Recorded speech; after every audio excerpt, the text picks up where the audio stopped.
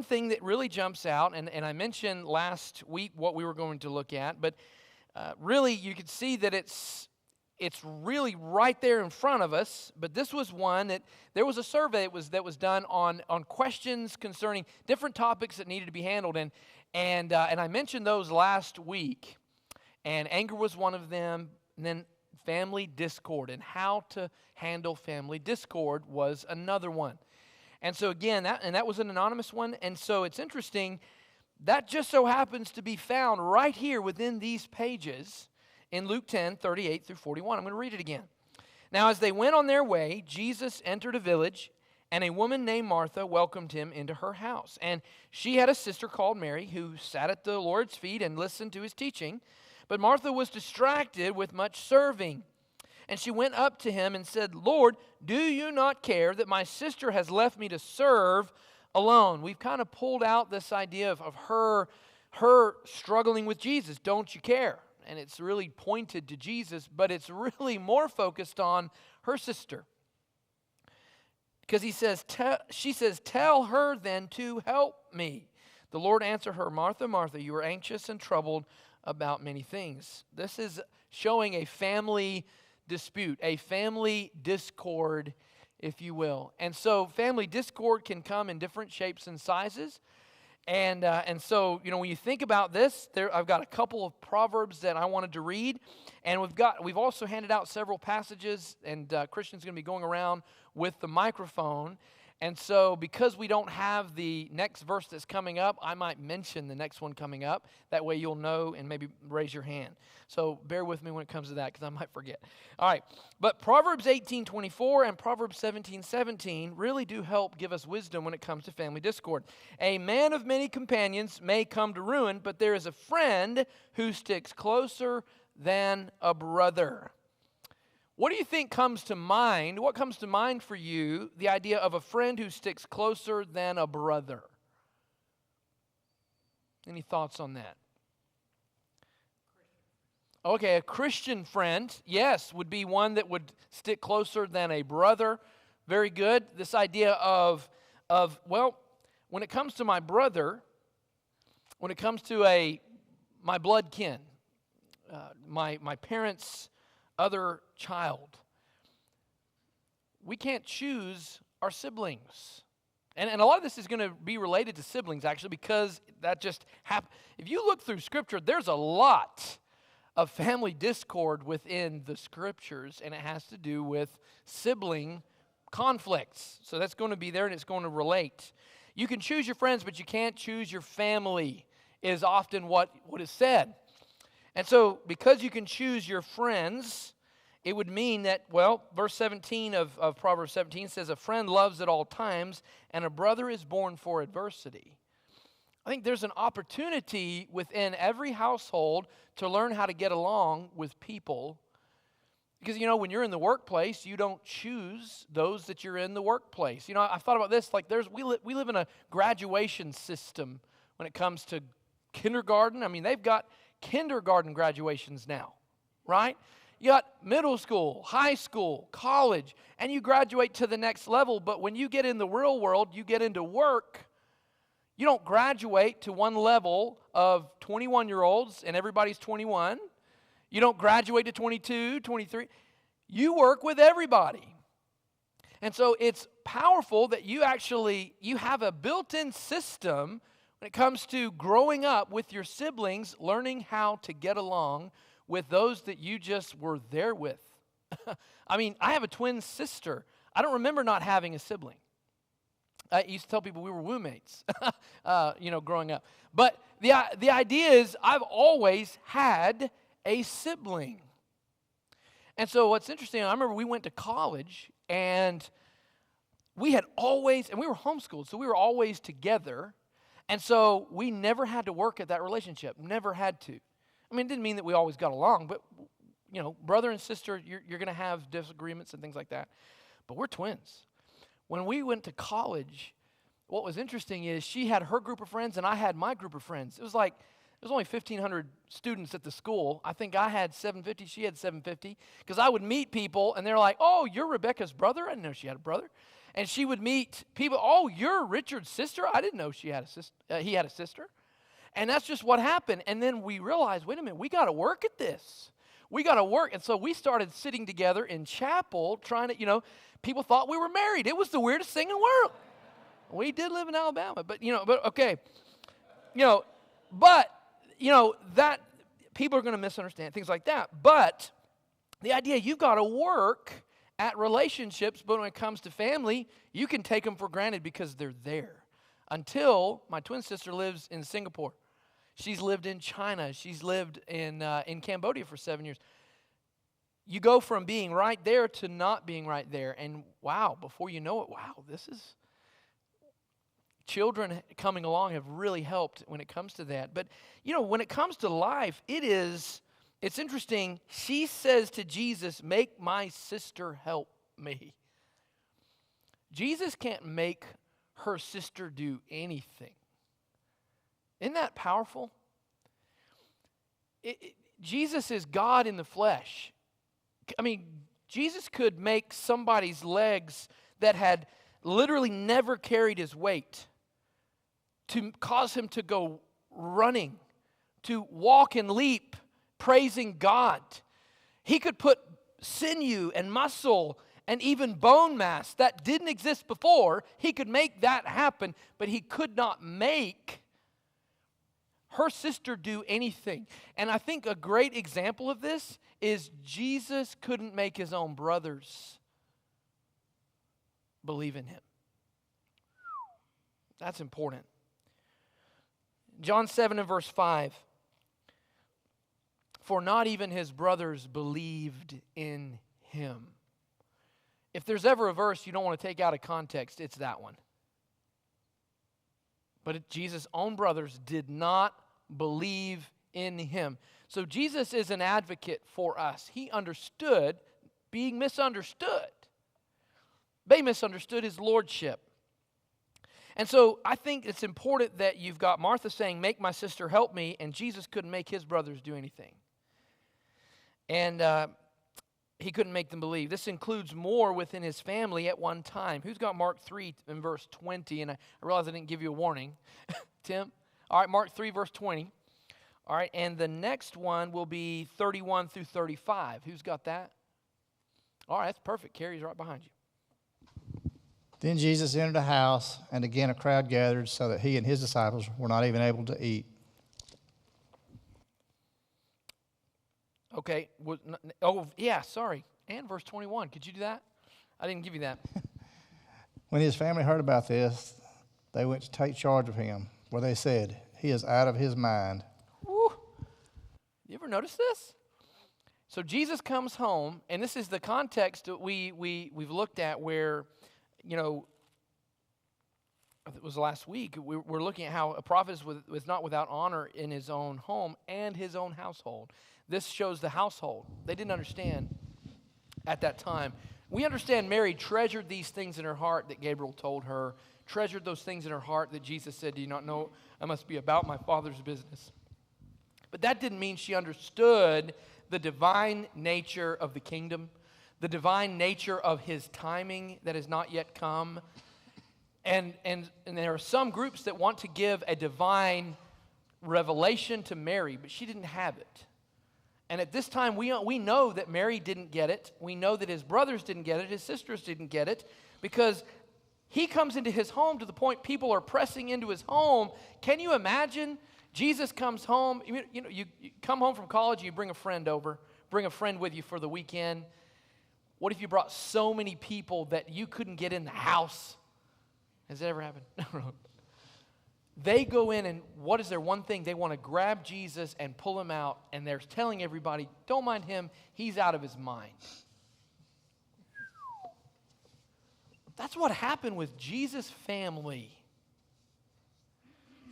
We need to recognize it. We need to see it. It's recorded. And that's another evidence that this is from God. Because if this was from man trying to,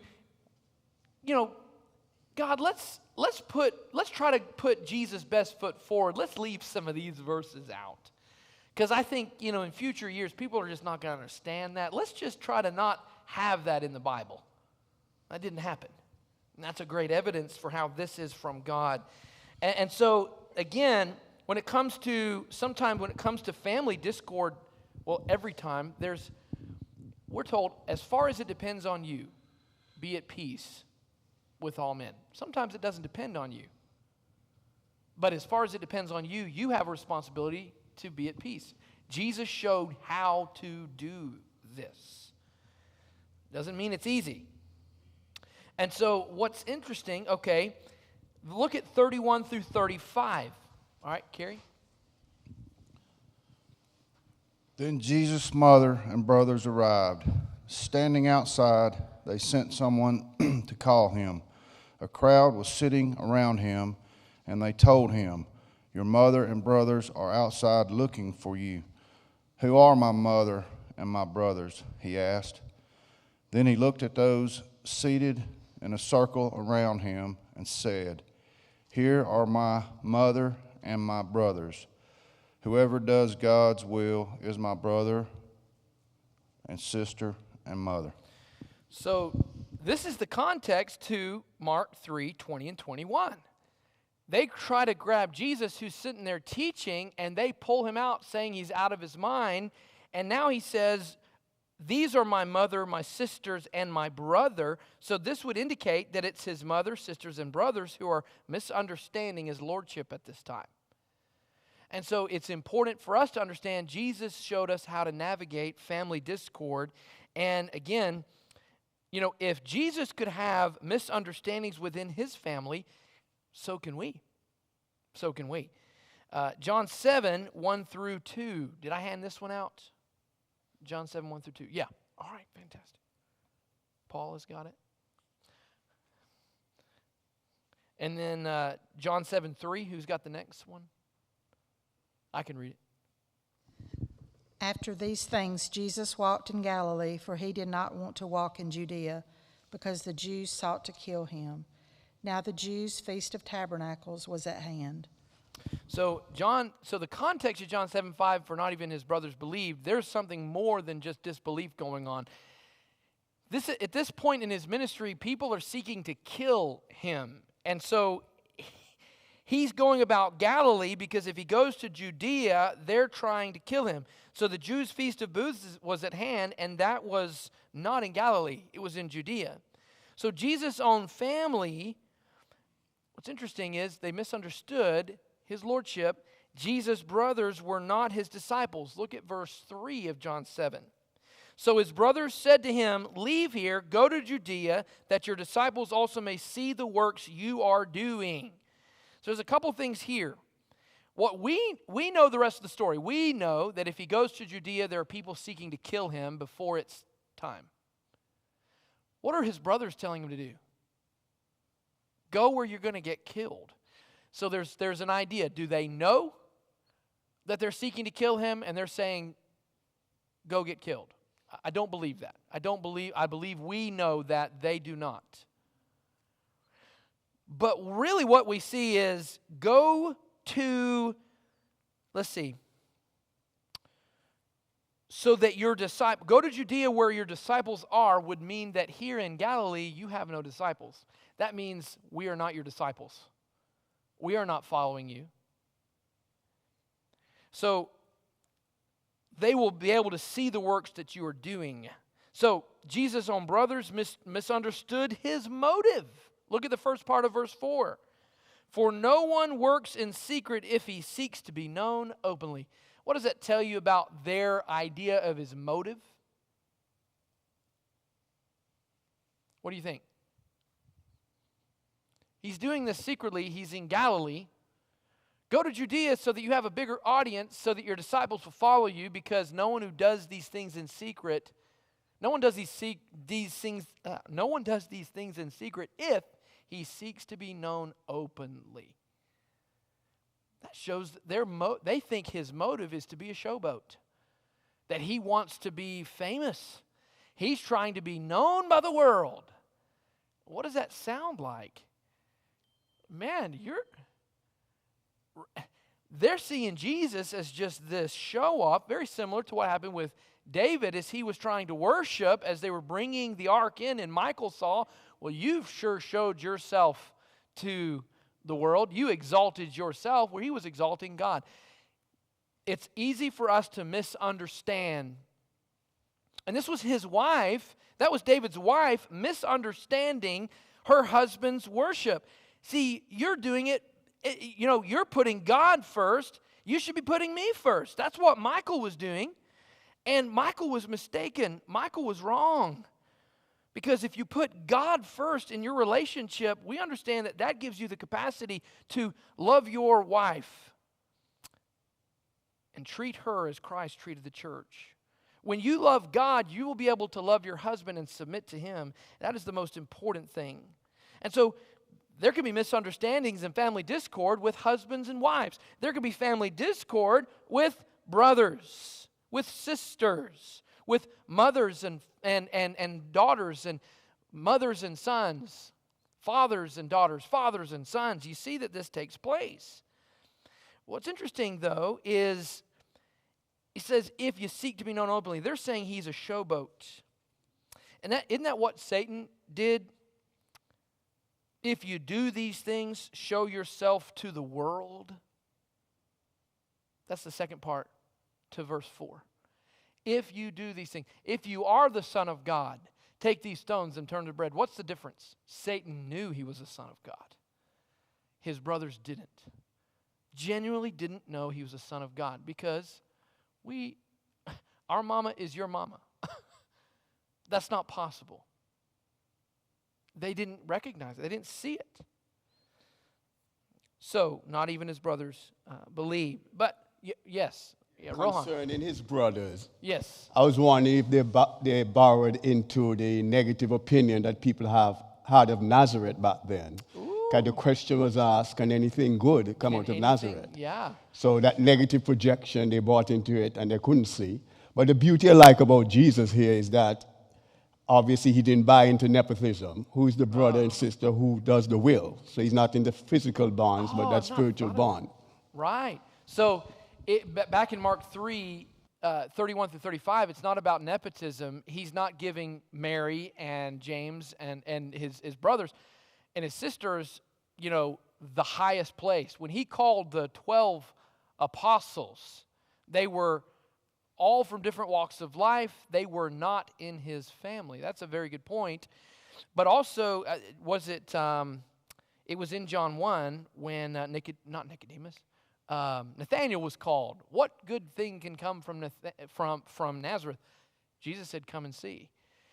So again, he came from a humble place, but all they had to do was see. But his family just couldn't see it, because familiarity breeds contempt. They just couldn't see it. You bring out a very good point. Maybe they weren't willing to see it.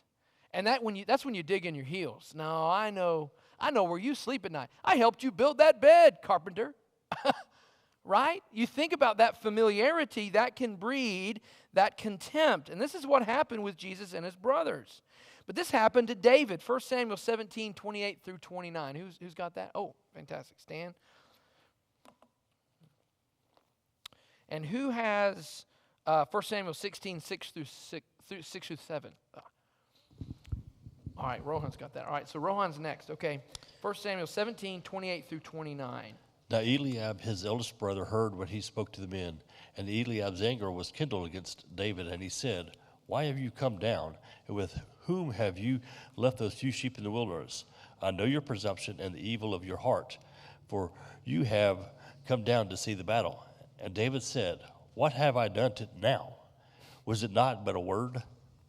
I love this. So remember, it was Jesse who sends David from being with the sheep, go to the battle because the Philistines are fighting, and his brothers have left with Saul, and they've been gone for weeks at this point. And Jesse can't get a Twitter feed. he can't get a text, hey, how you doing, Eliab? And so he sends his brother to find out how things are going. And what happens as he shows up, Eliab sees him, and he heard him speaking, because he just happens to show up when they hear that this Goliath of Gath speaking words against God's anointed and God's people. And he says, he's talking about this uncircumcised Philistine, and it's showing up Eliab, and Eliab is furious. his anger was kindled. Why have you come down? And with whom have you left those few sheep? He's showing you have no responsibility. You always do this. You never do that. You see those, you can almost see that taking place. I know your presumption and the evil of your heart. Oh, that's a lot to know, Eliab. And look at what David said. What have I done now? I mean, doesn't that sound like any kind of conversation that you could hear? Any conversation we can take part in. And it's so easy when it comes to familiarity, it can breed this kind of contempt. Because sometimes what will happen is because this took place and there was a misunderstanding and it wasn't resolved, the sun went down on that wrath, then that establishes a new precedent, and then something else take place. Well, because this happened, then 2 + 2 = 4, and this is the kind of character that you are. I know your heart. This is who you are. Do you see how evil can enter into a relationship, and it is Satan who's sitting there laughing, smiling, thankful for it. Eliab is obviously pointing out some things about David that are not true, because we know he was a man after God's own heart.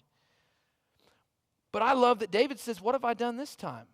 This is not the first argument that he's had with his brother. This is something that has continued to take place. Maybe it started with 1 Samuel 16, 6-7. All right, who had that? All right, okay, Rohan's got that. When they arrived, Samuel saw Eliab and thought, surely the Lord's anointed stands here before the Lord. But the Lord said to Samuel, do not consider his appearance or his height, for I have rejected him. The Lord does not look at the things people look at. People look at the outward appearance, but the Lord looks at the heart. Wow. Eliab has just been rejected for the anointing. And this now goes to the youngest son. He's the oldest. I think that's, well, we've got it here. It's not here. All right, so that was off? All right. Okay. All right, so it doesn't matter. We don't need it. All right. So Eliab he's just been rejected by God, and this could have led to his countenance falling and looking at David a bit like Cain did toward Abel. You stole what was rightfully mine. I should have been king. I'm the oldest. Not sure. But Genesis 4, 8-10, I think is extremely important. Who has that? All right, Steve's got it. All right, Christian. And Cain told Abel his brother. And it came about when they were in the field that Cain rose up against Abel his brother and killed him. Then the Lord said to Cain, where is Abel your brother? And he said, I do not know. Am I my brother's keeper? And he said, what have you done? The voice of your brother's blood is crying to me from the ground. Man. The idea that Cain's countenance had fallen, and as I mentioned in the devotional, his worship to God was an offering to God, but it quickly became about him, not about God. And it resulted in him turning on his brother, on his fellow worshiper. And look at what devastating thing it took place. And I think verse 10 is probably the most quoted when it comes to siblings. Am I my brother's keeper? Verse 9. Am I my brother's keeper?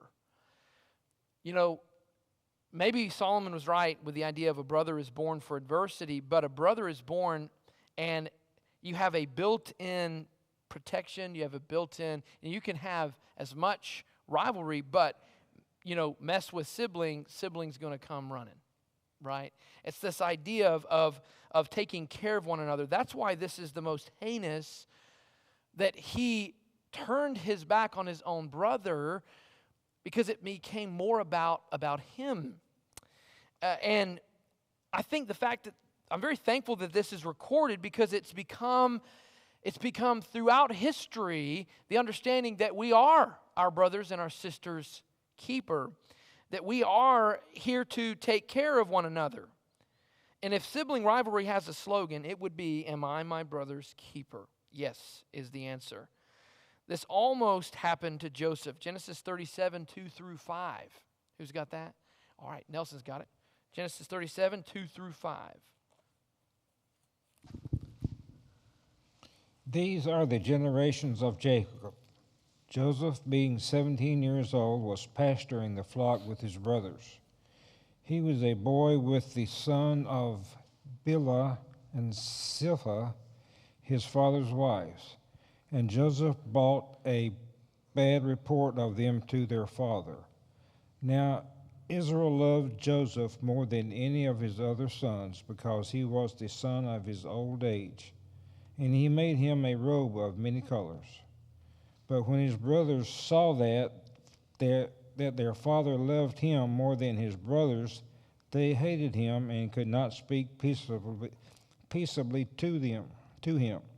Now Joseph had a dream, and when he told it, his brothers, they hated him even more. And there are three things that I want to bring out about this. Three factors that really were against Joseph. The first one, his brothers hated him because of their father. He loved Joseph more.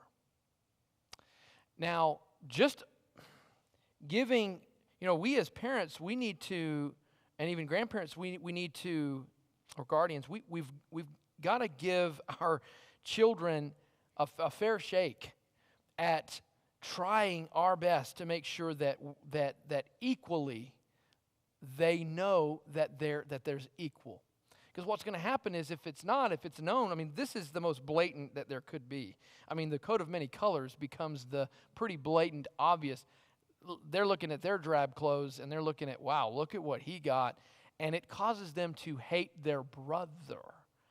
Man, that didn't help Joseph very much. But I believe there is a providential element to this, that there's providence in the fact that this is being done. Because think about it, if Jacob never made this coat of many colors, and it even goes back to Laban causing that problem between Leah and Rachel. If Laban hadn't have done that, then there wouldn't have been the favoritism of Rachel's children, and this would not have happened. Joseph would not have gone to Egypt and saved a remnant, and we wouldn't have the church.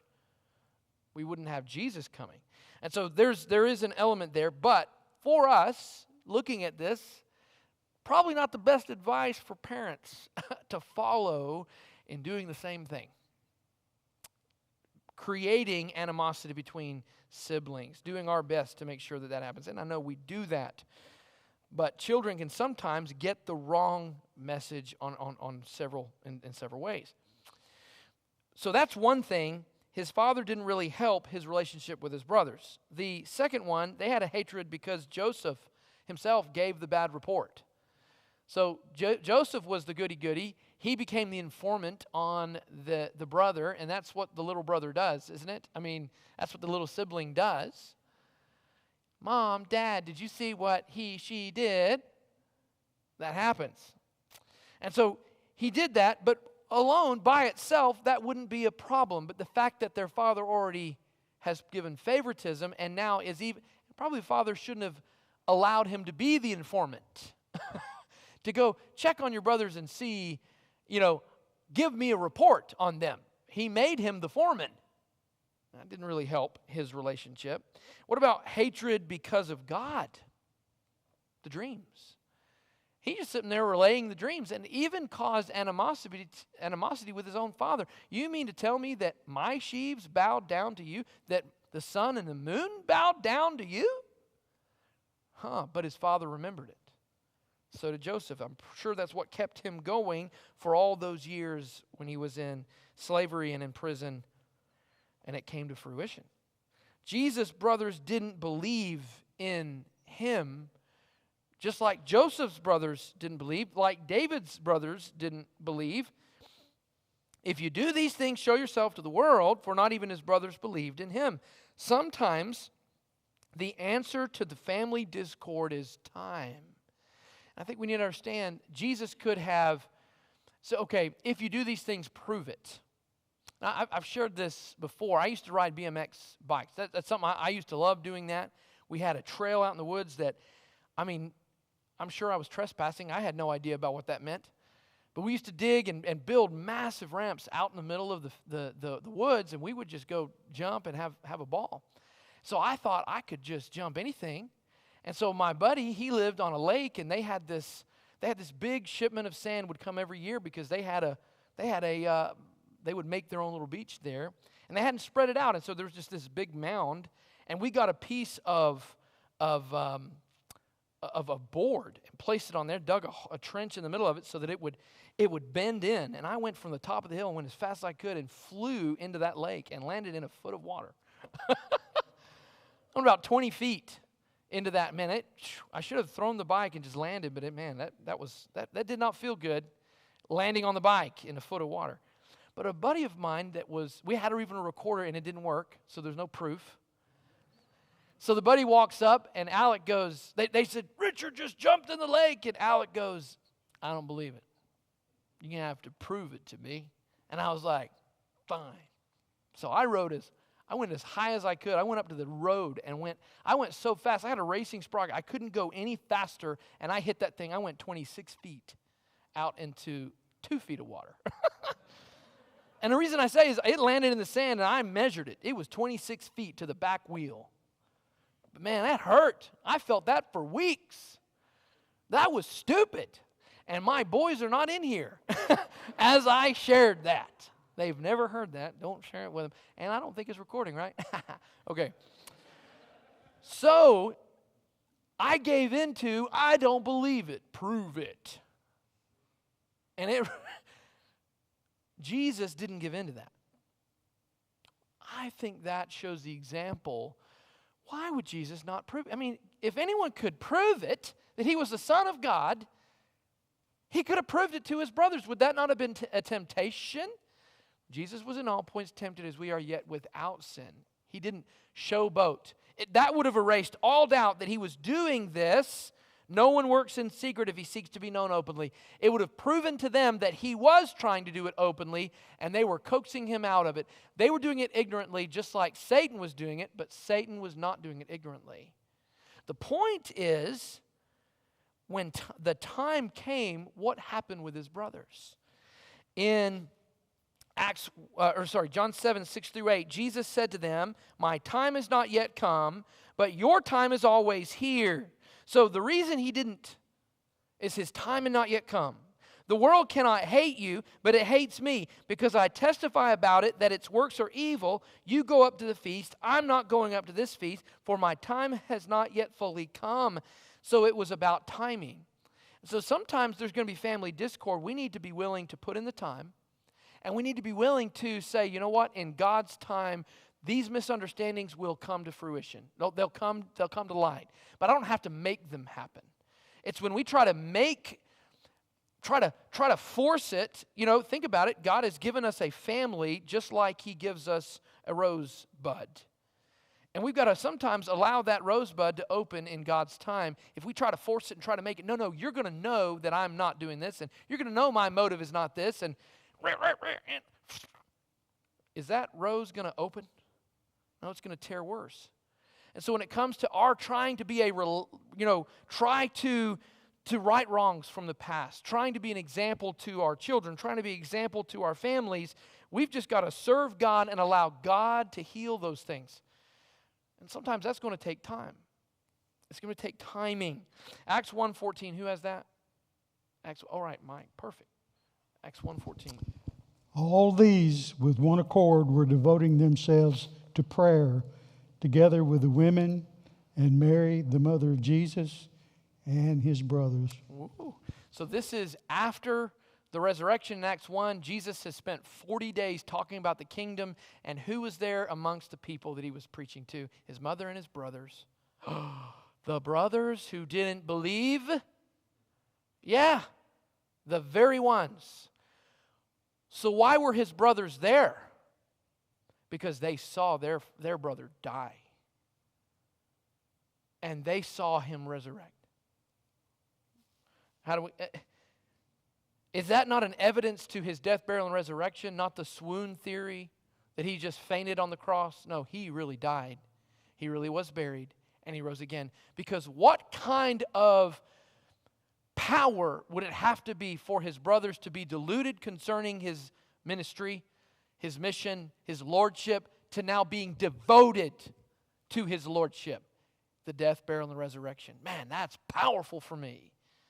And if Jesus can overcome family discord, so can we through Jesus.